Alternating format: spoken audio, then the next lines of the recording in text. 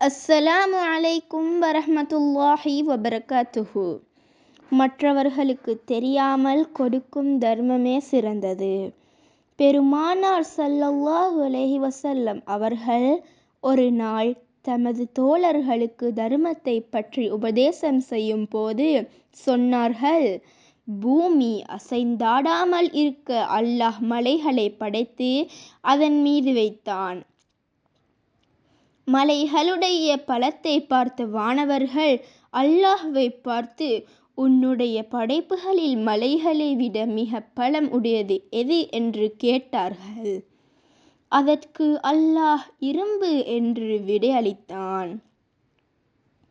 இரும்பை விட மிக பலம் உடையது எது என்று கேட்க அல்லாஹ் நெருப்பு என்று விடையளித்தான்.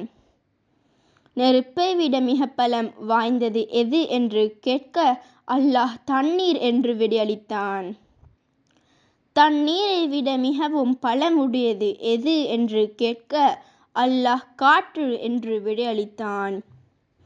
காற்றை விட மிகவும் பலமுடையது எது என்று கேட்க அதற்கு அல்லாஹ், ஒரு மனிதன் தனது வலக்கரம் செய்யும் தர்மத்தை தனது இடதுக்கரம் அறியாமல் மறைத்து கொண்டிருக்கின்றானே, அது மற்ற எல்லாவற்றையும் விட மிக பெரியதாகும் என்று விடையளித்தான்.